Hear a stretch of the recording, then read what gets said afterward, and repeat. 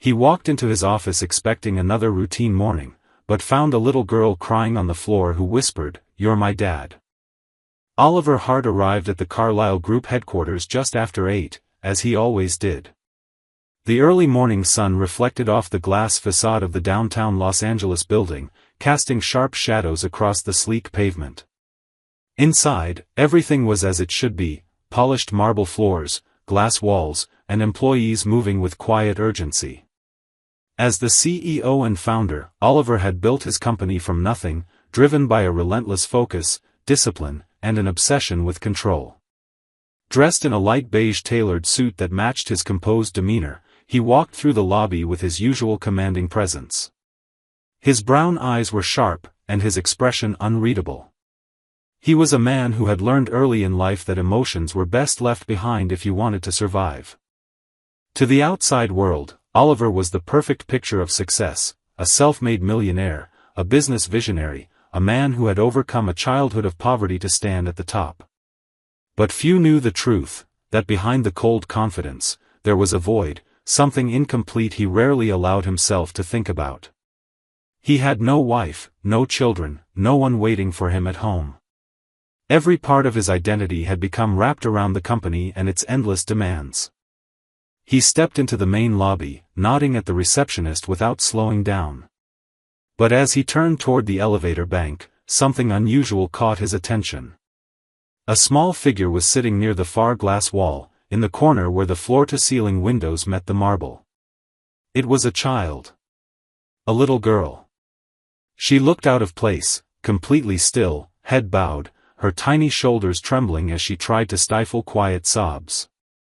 Oliver froze for a moment. It wasn't a place where children ever came, especially not alone. The entire building was designed for business, meetings, and structure. Children didn't belong here. He looked around, expecting to see a parent rushing up, an explanation waiting nearby. But no one came. The girl was alone. He approached slowly, unsure what to say or do. She didn't react at first. As he got closer, he could see that she was no older than 5, maybe 6. Her dark brown hair was pulled into uneven braids, and her red dress was slightly torn at the hem.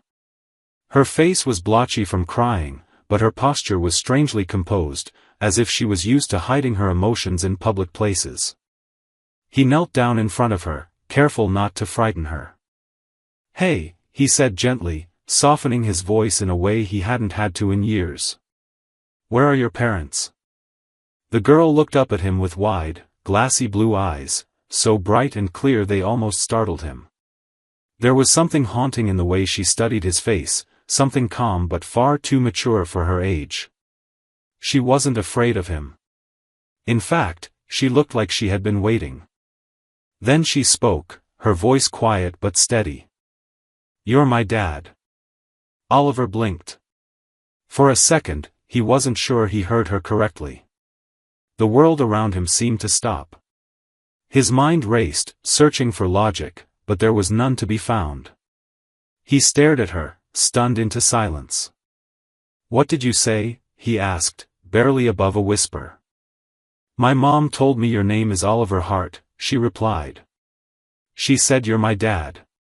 But she's not here anymore." There was no trace of hesitation in her voice, only a heavy truth, delivered with the painful honesty only a child could manage. Oliver looked into her eyes again, and something deep inside him shifted, something old, something buried, something that refused to be ignored. Oliver stood frozen, still crouched in front of the little girl, the weight of her words settling over him like a thick fog. His mind was trying to process what she had just said, but it couldn't move fast enough to keep up with the reality of it. This child, tiny, tear-streaked, alone, had just called him her father. She didn't stammer. She didn't seem confused. She simply said it, as if she had rehearsed it 1,000 times. And maybe she had. He looked at her again, more carefully now. Her features were delicate, her skin pale, but there was something familiar in the shape of her mouth, the line of her brow. Those blue eyes weren't his were a deep, steady brown, but the longer he looked, the more he saw something of himself, something quiet and buried. It unsettled him. He stood up slowly, glancing around the lobby once more. Still no one. Just the hum of morning routine far on the other side of the building. He turned back to the girl. "What's your name?" he asked. "Haley," she said, without hesitation. "Haley, what's your mom's name?" She hesitated for a moment, then spoke softly. "Emily. Emily Reed." The name hit him like a strike to the chest. He hadn't heard it in years, but it lived somewhere in his memory like a locked box he'd never opened. Emily. His first real love. They had met in college, shared dorm nights, long walks, dreams about the future. She was the only woman who ever made him feel seen. But he had left for an overseas opportunity before graduation, and everything had unraveled. They tried to stay in touch, but distance, ambition, and the grinding wheel of success pulled him away. Somewhere along the line, the connection faded. He had always wondered what became of her, but never reached out. He was too focused on building his empire, chasing something he wasn't even sure he wanted. And now, standing in the middle of his empire, he was facing the result of his silence. "How did you get here?" he asked quietly. Haley looked down at her hands, then back up at him. "I took a bus. Then I walked. I knew the building from the picture." "What picture?" She reached into the small backpack beside her and pulled out a folded piece of paper. It was creased and soft at the edges, as if she had held it often. Oliver unfolded it carefully. It was a printed-out photo from a business article, him, standing in front of the Carlyle Group building, arms crossed, wearing the same kind of suit he wore today. It was from a few years ago, but his name was clearly written beneath the image. Oliver Hart, CEO. "My mom showed me," she said. "She said if something ever happened, I should come find you." Oliver had no words. There was a painful tightness growing in his chest, something unfamiliar. Guilt. Grief. Shock. The words, "if something ever happened," echoed in his head like an alarm bell. "Where's your mom now, Haley?" he asked, even though part of him already knew. "She died," she said simply. "A few weeks ago." The words were like ice. He sat down beside her without realizing it, right there on the cold marble floor. He rubbed a hand across his face, trying to breathe, trying to think. His mind jumped from question to question, but nothing felt real. "Who have you been staying with?" "My aunt. But she said she couldn't take care of me. She moved away. I didn't want to go to a foster home." "So, you came here. Alone?" Haley nodded. He stared at her, stunned by the quiet strength in her voice.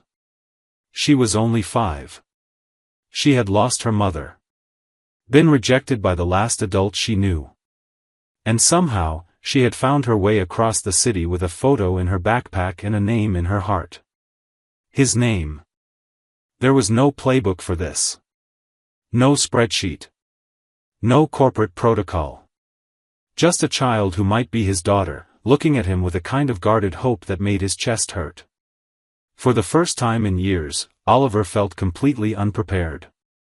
But he also knew, deep in his bones, that walking away wasn't an option.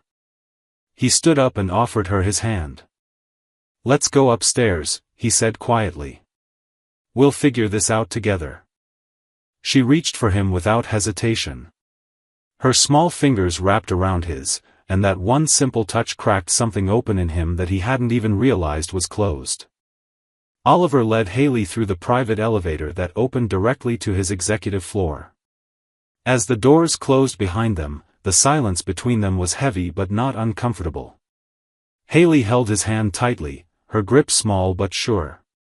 He glanced down at her several times during the short ride, unsure of what to say, how to act, or even what to feel. She had dropped a truth on him so enormous that his mind still hadn't caught up with it. The fact that she was standing beside him now, real, alive, and apparently his child, felt like something out of a dream. Or a memory rewritten by fate. When they entered his office, she didn't hesitate. She walked slowly across the vast space, looking around as if trying to understand the world her mother had once spoken about. Oliver's office was a reflection of his life, immaculate, cold, minimalistic. It had towering glass windows with panoramic views of the city, a massive desk of dark wood, and shelves lined with awards, not family photos. There had never been space in this room for softness. Until now. "Do you want something to eat?" he asked, already moving toward the side cabinet where he kept bottled water and a few dry snacks. "Or maybe something to drink?" Haley shook her head. "No, thank you." Her politeness stung more than it should have. He wasn't used to children, but somehow he could tell she'd been taught, or forced, to grow up quickly. That realization gnawed at him. This wasn't just about her being his daughter. This was about a little girl who had clearly been through too much already. He sat down across from her at the small conference table. She sat quietly, her backpack beside her, her small legs swinging slightly from the oversized chair. "I need to ask you some things," he said gently. "Is that okay?" Haley nodded once, calm as ever. "Do you know for sure that I'm your father? Did your mom tell you anything else? Show you anything?" Haley reached into her bag again. This time, she pulled out a plastic envelope. Inside were folded documents, photographs, and a worn, faded letter. She handed them to him with both hands. "My mom said if I ever found you, I should give you these." Oliver opened the envelope slowly. Inside was a photograph of him and Emily, taken during their last year in college. He didn't even remember it being taken. They were sitting on a bench, her head on his shoulder, both smiling, looking young and invincible. Next came a copy of Haley's birth certificate. His name was not listed as the father. But the timing matched exactly.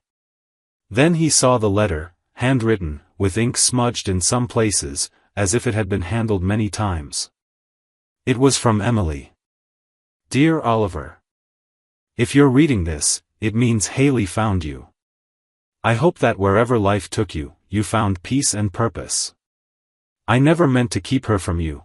I tried to reach out, but I couldn't find you. And after a while, I thought maybe it was for the best.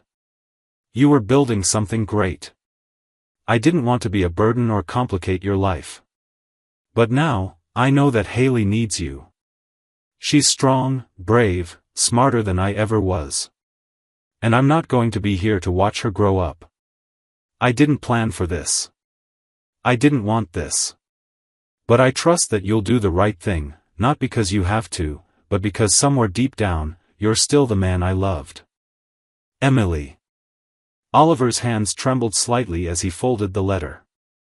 A storm of feelings surged inside him, grief for Emily, guilt for not trying harder to stay in her life, and a growing, overwhelming sense of responsibility for the girl sitting across from him. Haley was watching him closely. She didn't ask if he was okay. She didn't speak at all. She just waited. He cleared his throat and said softly, "Would it be all right if we did a test? Just to be sure. A DNA test. Not because I don't believe you, but because I need it to be official." Haley nodded. "Mom said you would want that. She said it's okay." She wasn't offended. She wasn't hurt. She understood more than most adults would. Within the hour, Oliver had called his private physician to arrange for a discreet and expedited test. While they waited, he moved her into a guest suite at his home. He didn't want to send her to a hotel or keep her in the office. It felt wrong. She needed stability, and for now, that meant staying with him. That night, after he tucked her into the enormous bed in the guest room, a bed she looked comically small in, he stood in the doorway and watched her for a long time. She didn't ask for a bedtime story or a nightlight. She didn't ask where her toys were. She simply said, "Good night," and turned away. He went to his own room but couldn't sleep. His thoughts ran wild, images of Emily flashing in his mind, the sound of Haley's voice saying, "You're my dad," on loop in his memory. He stared out at the city lights for hours, wondering how everything had changed in a single morning, and how, somehow, it all felt more real than anything he'd built in his perfectly controlled life. The next morning, Oliver woke early, but he hadn't really slept. He had spent most of the night pacing his room, going over everything he had learned, everything Haley had said, and everything that had been left unsaid. He felt like a stranger in his own life. The towering ceilings, the pristine hardwood floors, the silence of his penthouse, all of it felt cold now, as if it belonged to someone else. He hadn't realized how hollow it all was until a child had walked in and filled it with something he hadn't known he was missing. He showered, dressed in a clean suit, and headed downstairs where he found the housekeeper, Maria, already preparing breakfast. She greeted him as usual but paused when she saw his expression. Before she could ask anything, he simply said, "There's a little girl upstairs. Her name is Haley. She'll be staying here for a while." He didn't explain. He wasn't ready to. He found Haley sitting quietly on the edge of the bed, fully dressed, her backpack already zipped. She looked up at him as he entered, then looked back down, as if unsure what she was allowed to do. The sight of her sitting so still, so quiet, tugged at something deep in him. "You don't have to be packed," he said softly. "You're not going anywhere." She looked up again, this time with a flicker of uncertainty. "Are you sure?" He nodded. "Yes. I'm sure." They ate breakfast together at the long dining table, a table that had never once been used for anything other than corporate dinners. Haley ate slowly, her manners impeccable, as if she didn't want to be any trouble. Oliver watched her more than he ate, trying to understand how a child so young could carry herself with such control. It was unnatural. And that realization made him ache in a way he couldn't quite name. By mid-morning, the doctor arrived. The DNA test was simple and quick, just a cheek swab. Haley didn't flinch. She sat calmly and cooperated without question. Oliver signed the paperwork and arranged for the results to be expedited. He was told it would take no more than 48 hours. The waiting would be unbearable, but he understood it was necessary. After the doctor left, he sat with Haley in the living room, unsure what to do next. "I need to ask you something else," he said gently.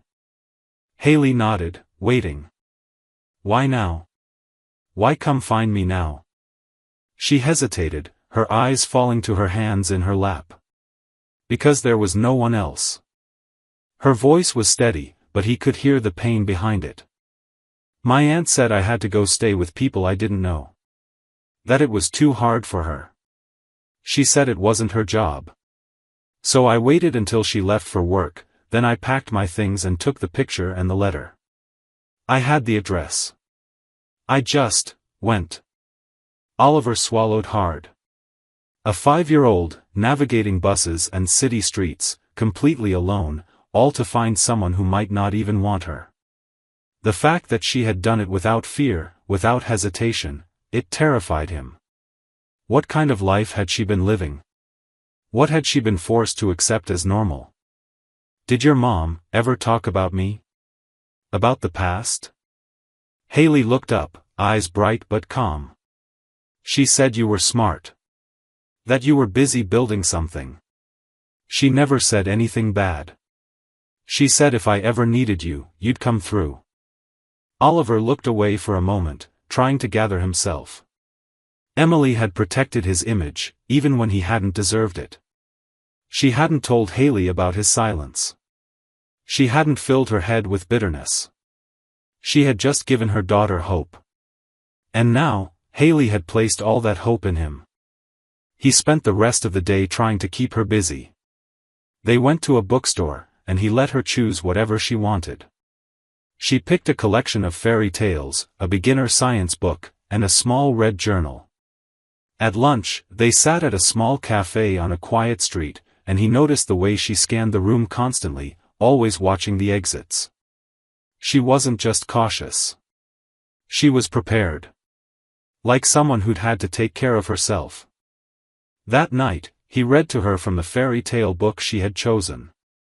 His voice was awkward at first, stiff and unfamiliar in this new role, but she didn't seem to mind.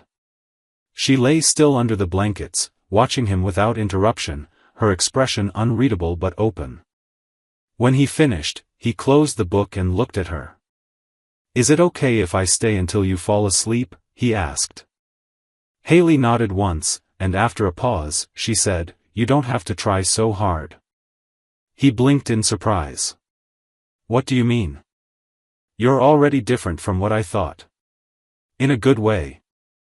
He didn't know how to respond. All he could do was sit beside her, stunned by the weight of her words, and wait until her breathing slowed and sleep took her. When he left the room, he closed the door gently behind him and leaned against the wall in the hallway. For the first time in years, Oliver Hart wasn't thinking about his company, or his investors, or the next deal. He was thinking about a little girl who had come to find him, and how everything he thought he knew about himself had already begun to change. The DNA results arrived 2 days later, delivered in a plain envelope by a private courier. Oliver held it in his hands for several long minutes before opening it, standing in the silence of his office at home, his heart pounding like it hadn't in years. He had faced multi-million-dollar negotiations, lawsuits, and public scandals without blinking, but this small envelope carried a weight none of those things ever had. When he finally tore it open and read the document, there was no dramatic twist. The results were clear and undeniable. Probability of paternity, 99.99%. Haley Reed was his biological daughter. He sat down slowly at his desk, staring at the paper, feeling something strange wash over him. It wasn't shock, he had already accepted it in his heart. It wasn't fear, though some part of him still worried he didn't know how to be a father. It was something more overwhelming than either, responsibility. Not the kind he was used to, where failure meant money lost or deals broken. This was the kind that meant everything, that reached into the deepest part of who he was and demanded he be someone better than he had been. He found Haley in the sunroom, sitting cross-legged on the floor, coloring in her new journal. She looked up as he entered, her face calm but quietly curious, as always. He knelt down beside her and held out the envelope. "It's official," he said. "You're mine." She stared at the envelope, then at him. "I already knew," she said. "But now you believe it too." There was no smugness in her tone, no triumph. Just a gentle certainty that somehow made him feel both humbled and proud. He didn't realize he had started to smile until she smiled back. From that moment on, everything changed. He hired a child therapist, not because he thought something was wrong with Haley, but because he wanted to understand how to support her.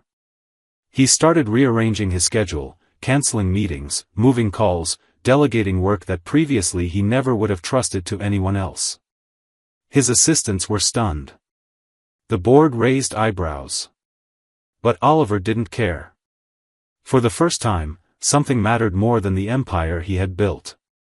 He enrolled Haley in a nearby private school with a small student-to-teacher ratio and a focus on emotional development. He personally met with the principal, walked the halls with Haley before her first day, and made sure she had a backpack she actually liked, not the one they had picked for her at the department store, but the one she found in a tiny shop downtown, decorated with galaxies and stars.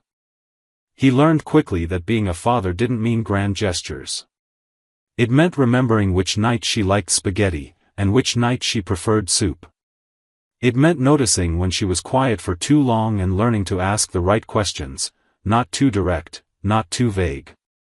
It meant letting her keep the small routines she brought with her, like lining up her shoes before bed or hiding her favorite pencil under her pillow, because those routines had once made her feel safe. He also began to ask more questions about Emily. Over the weeks that followed, pieces of Emily's life began to unfold. Through conversations with Haley, and later with a woman named Kara, Emily's old friend who still lived in the city, he learned how hard she had worked to raise Haley alone. Emily had been a teacher, passionate and kind, but always struggling to make ends meet. When she got sick, she kept teaching as long as she could. She had hidden her illness from almost everyone, including her own sister, until it became impossible to hide. Haley had watched her mother deteriorate slowly and painfully. She remembered the hospital. She remembered the way Emily tried to smile, even when she couldn't sit up. And she remembered the day her aunt picked her up and told her she couldn't stay anymore. The full weight of that truth nearly broke Oliver. Not because it made him feel guilty, though it did, but because he hadn't been there. He hadn't even known.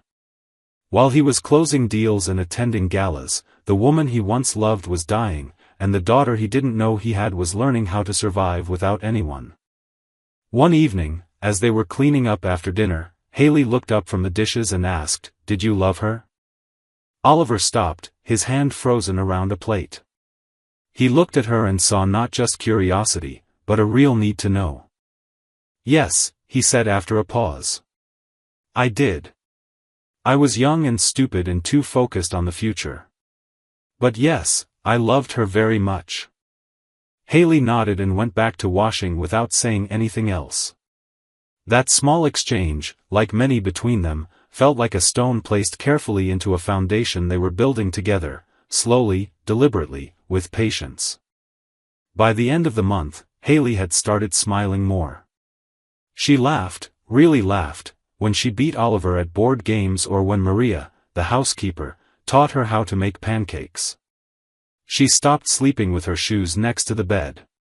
She no longer flinched when the doorbell rang. And one night, as Oliver walked past her room to check on her, he heard her humming. It was the same melody Emily used to sing when they were in college. That night, he sat alone in the dark living room, thinking about how far they had come in such a short time. He still didn't have all the answers. He still worried he would fail her. But he also knew one thing with absolute certainty. He would never walk away again. It had been nearly 2 months since Haley first appeared in the lobby of Oliver's office building, and already his life looked and felt completely different. What once had been a precisely scheduled, business-driven existence had shifted into something warmer, more unpredictable, and, for the first time in years, meaningful. The sleek surfaces of his home now carried traces of a child's presence: picture books stacked on the coffee table, colored pencils left on the kitchen counter, and a red backpack hanging from the coat rack that used to hold nothing but his tailored overcoats. His life was no longer about quarterly reports and market forecasts. It was about learning who his daughter really was and how to become the kind of man she could rely on. One quiet afternoon, Oliver took Haley to visit the public library. It wasn't far, just a short drive through their neighborhood, but she lit up the moment he mentioned the idea. She loved books, loved reading them, flipping through them, even smelling them. That kind of enthusiasm was new to him. He had spent years reading only out of necessity, absorbing financial reports and legal briefs. But with her, reading became something different, something intimate. That day at the library, she pulled him toward the children's section and asked if they could sit together on the floor and read one of the picture books out loud. He did. He read to her with all the awkwardness of a man learning a new language, and she laughed when he gave the animal characters silly voices. He laughed too. And something in that laughter cracked open the last remaining part of him that had resisted change. That night, when Haley was already asleep, Oliver found himself scrolling through an old drive of personal files. Hidden among folders of contracts and speeches was a long-forgotten set of photos from his college days. Pictures of him and Emily. They were both so young in those images, full of hope, full of ideas, full of a future they never had time to finish. One photo in particular caught him off guard. It was a candid shot, Emily resting her head on his chest, his hand lightly brushing her shoulder, both of them smiling at something just outside the frame. He stared at it for a long time, overcome with the feeling that he was looking at the beginning of a story he hadn't realized he was still living. The next day, he made a decision. He called Kara, Emily's best friend, and asked if she would meet him for coffee. She agreed, a little surprised, but curious. They sat at a small cafe near her workplace, and Oliver, still not used to being vulnerable, spoke plainly. "I want to know more," he said. "About Emily. About those years I missed." Kara's expression softened. For the next hour, she told him stories. About how Emily had worked 2 jobs to support herself through school after he left. About how she'd never spoken ill of him, even when she was struggling. About how Haley had inherited her mother's resilience and her quiet stubbornness. Emily had never given up on life, even when her body began to. She had written letters she never sent, kept photos in a box under her bed, and once said that if she died before Haley met her father, she hoped the man he had become would be better than the one he used to be. The words hit Oliver with quiet force. He left the cafe that day with a clearer picture of the woman he had once loved and a deeper sense of the gift, and the responsibility, he now held. Back at home, he began making small but meaningful changes. He redecorated one of the guest bedrooms into a space just for Haley. He let her pick the colors, lavender and soft gray, and filled the shelves with books, science kits, and art supplies. He installed glow-in-the-dark stars on the ceiling after she told him, shyly, that her mom used to say stars help chase nightmares away. He cooked dinner more often, sometimes with her, sometimes for her, and though his culinary skills were limited, she always smiled and said it tasted better than takeout. She began to trust him in small, subtle ways, asking him to tie her shoes when the laces got knotted, holding his hand when they crossed the street, leaning on his shoulder during movie nights without a word. It wasn't perfect.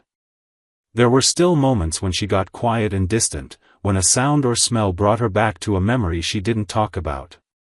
But he learned not to push. He learned to sit beside her in silence, to wait until she was ready, to make her feel safe by simply being consistent. Then, one evening, she came to him with a worn envelope in her hands. "This was the last letter Mom wrote," she said. "She said to give it to you when I felt like you were ready." His throat tightened as he took it.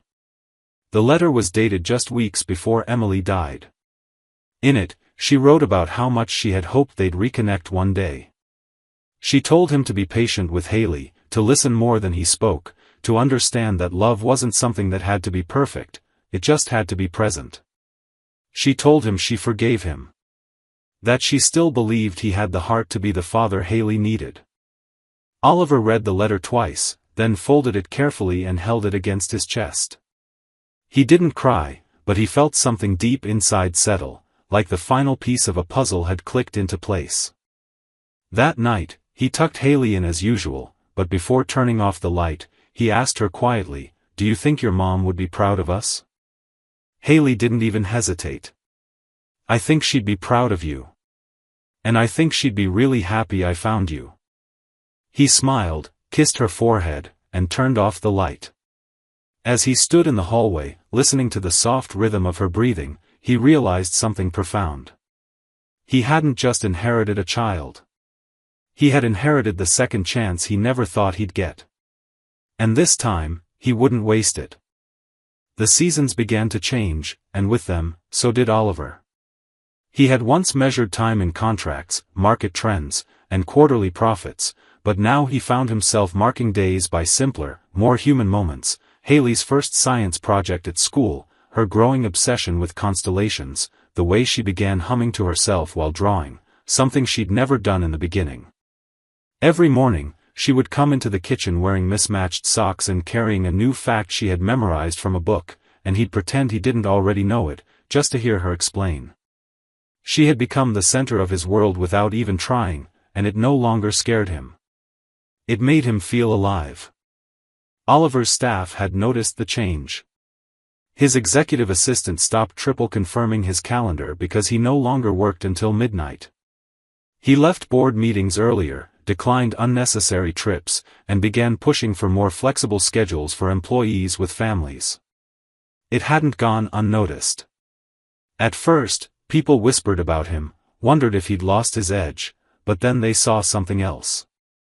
The company's culture had started to shift. Morale improved. People smiled more. There were fewer resignations, fewer burned-out managers. The transformation of one man's heart had quietly begun to reshape the empire he had built. But the biggest shift came when Haley brought home a note from school. Her class was holding a family day, a tradition where students invited their parents or guardians to visit the classroom, talk about their jobs, and share something personal. Haley handed him the invitation with an uncertain look, as if she wasn't sure he'd say yes. Oliver took the paper and studied it. He had given hundreds of speeches, faced reporters, analysts, and CEOs. But standing in a room full of children to talk about who he was, not as a businessman, but as Haley's dad, felt like the most intimidating thing he'd ever agreed to. When the day came, he wore a simple navy sweater instead of a suit. Haley beamed when she saw him walk into the classroom. The other children were buzzing with excitement, and their parents, some in uniforms, others in casual clothes, mingled around with relaxed smiles. Oliver felt completely out of place. But then Haley took his hand and guided him to her seat like it was the most natural thing in the world. When it was their turn, she stood beside him and introduced him to the class. "This is my dad," she said confidently. "He builds big buildings, but now he builds time for me too." There was a murmur of laughter, and a few parents smiled in quiet understanding. Oliver couldn't speak for a moment. Then he cleared his throat and began talking, not about stock markets or real estate portfolios, but about how important it is to listen to people, to give second chances, to never be too busy for the ones you love. He didn't mention the past, didn't tell the story of how they met. That was Haley's story to tell, if she ever wanted to. But he looked at her as he spoke, and she looked back at him like she already knew everything he was trying to say. Afterward, they walked out of the school into the golden light of afternoon. Haley skipped a little, her hand still in his. "You did good," she said. He smiled. "You did better." That weekend, he did something he hadn't done in decades. He took a trip with no agenda. Just the two of them, a rented cabin in the mountains, a telescope, and a sky full of stars. At night, wrapped in blankets on the porch, Haley pointed out constellations while he listened. She spoke with the joy of someone who had found her place in the universe. And for the first time in his life, Oliver felt like he had too. Back in the city, he began planning something more permanent. He reached out to his lawyers and drafted an official guardianship agreement. He wanted Haley to know, without any doubt, that he was hers and she was his, not by accident or biology, but by choice. When he showed her the paperwork and explained what it meant, she didn't cry or gasp. She just leaned into him and said, "I already knew." In the following days, he also began developing a new branch of his foundation, named in honor of both Emily and Haley. It would provide educational resources and emergency housing for single-parent families and children in crisis. He poured his heart into it, not as a legacy project, but as a way to turn everything he had learned into something lasting for others. His life, once full of noise, had found its rhythm.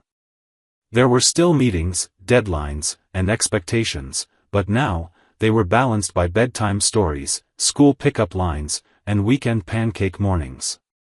And every now and then, when he passed a photo of Emily on the hallway shelf, a photo Haley had chosen and framed, he would pause, touch the edge of the frame, and whisper a silent thank you. For giving him a second chance. For giving him their daughter.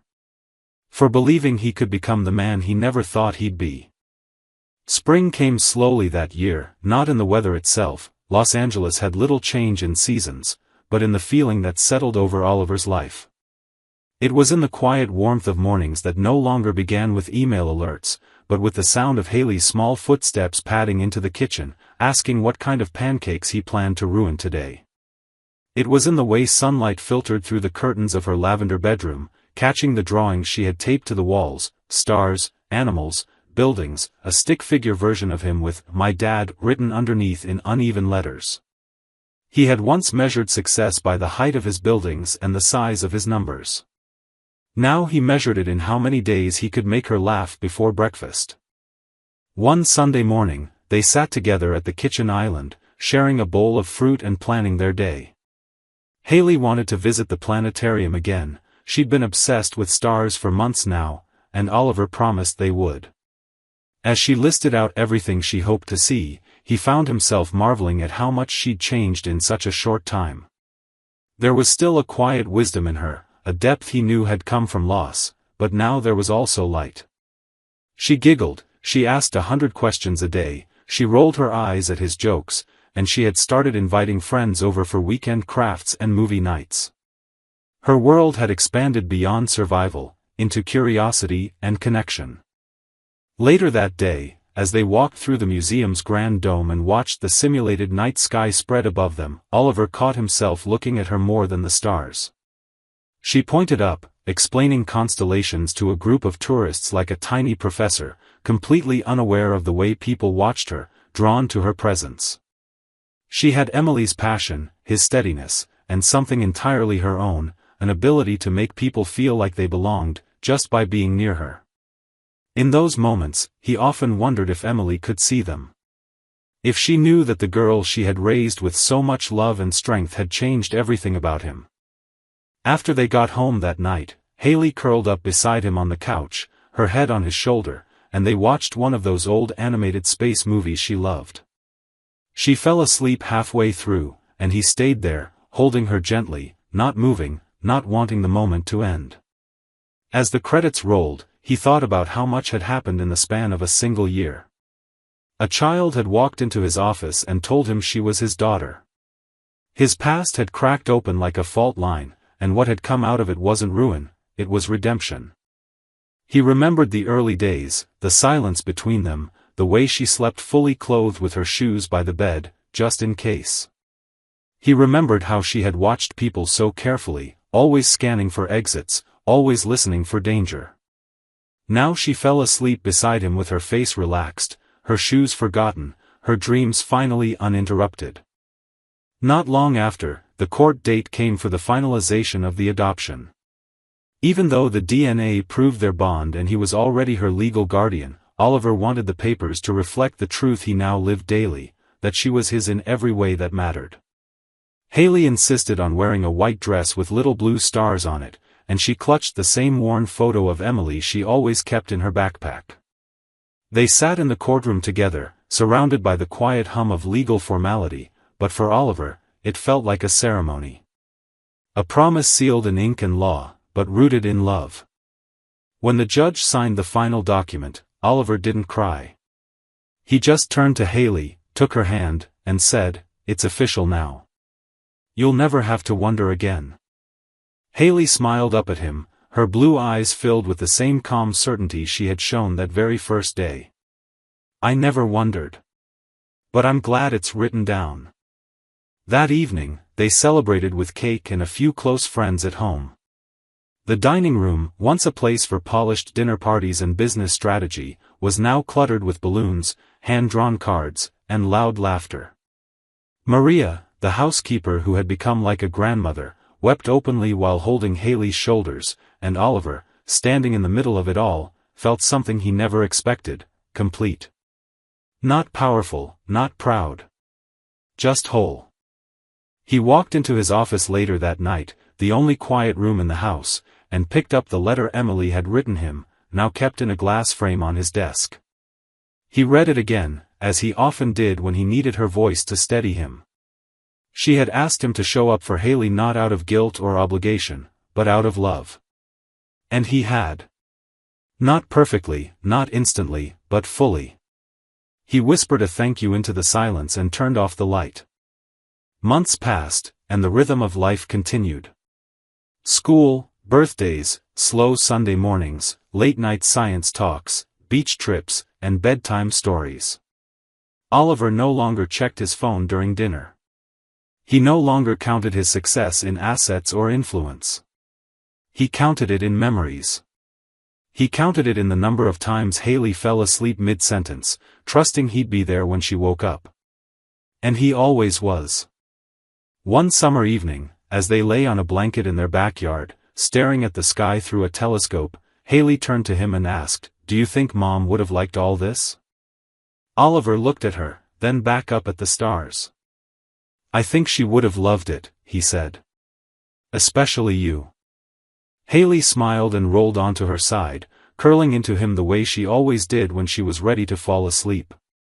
And as the night air cooled around them, Oliver felt something settle in his chest: peace. The quiet kind that only comes when you know you've finally become the person you were always meant to be. This story is a testament to the idea that sometimes the most unexpected disruptions in life are not accidents, they're invitations to become who we were always meant to be. What began as a tale of wealth, loneliness, and control evolved into something far more human, a journey toward redemption, connection, and unconditional love. The most powerful transformation wasn't external. It wasn't in the company, the house, or the court papers. It was inside Oliver himself. He didn't just become a father, he became present, vulnerable, and real. The ending doesn't rely on a dramatic twist or a grand gesture. Its strength lies in its quiet honesty, the image of a once distant man lying under the stars with his daughter, answering her question not with performance, but with truth. That kind of peace, the kind that's earned through pain, growth, and deep listening, is rare. And it stays with you. This isn't just a happy ending, it's a meaningful one. Because it reminds us that healing doesn't erase the past, but it gives it purpose. And that love, when chosen every day, can rewrite even the most broken story.